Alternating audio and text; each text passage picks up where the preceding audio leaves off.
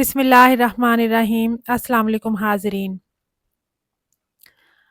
आज क्या लिखूं माँ बाप की शान में, जिनकी अज़मत लिखी है रब ने कुरान में, जिनके कदमों में अल्लाह ने जन्नत रखी है, जिनके सदक़े से ये ज़िंदगी मिली है।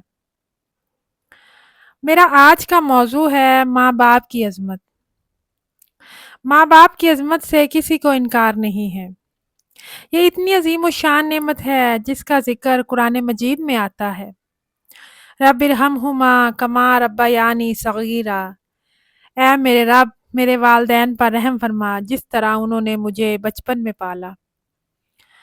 आप सब के वालदैन हयात हैं तो आप दुनिया के दौलतमंद तरीन इंसान हैं, और अगर नहीं हैं तो उनकी कमी कोई और पूरी कर ही नहीं सकता। बेशक माँ बाप का नेमुल बदल कोई नहीं है। माँ की कुर्बानियाँ और बाप की शफ़क़त औलाद के लिए सायादार दरख्त की मानिंद हैं, जिनका हक औलाद कभी अदा नहीं कर सकती।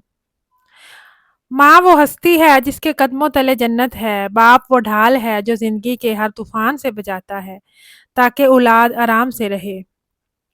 जब तुम रोने लगते हो तो माँ का दिल रोता है, बाप की आंखें नम हो जाती हैं। माँ बाप रब की बड़ी नेमत हैं, उनके बगैर ये दुनिया अधूरी है, बेरौनक है, और जिसे माँ बाप की बात समझ नहीं आती उसे ज़माना अच्छे तरीके से समझा लेता है। अपने कदमों में ज़माने को झुका ले तू भी, माँ की और बाप की दिन रात दुआ ले तू भी। तेरे माँ बाप ने हर दुख सहे तेरी खातिर, उनके हर गम को कलेजे से लगा ले तू भी। आज के दौर में इंसान वालदैन को बोझ समझता है, जबकि हकीकत ये है कि उनकी दुआएं हमारी कामयाबी की ज़मानत हैं।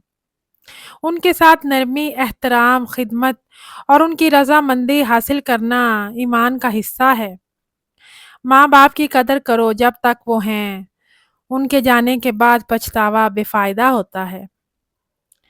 माँ की थकान बाप के छालों की खैर हो, परवरदिगार पालने वालों की खैर हो। वस्सलाम।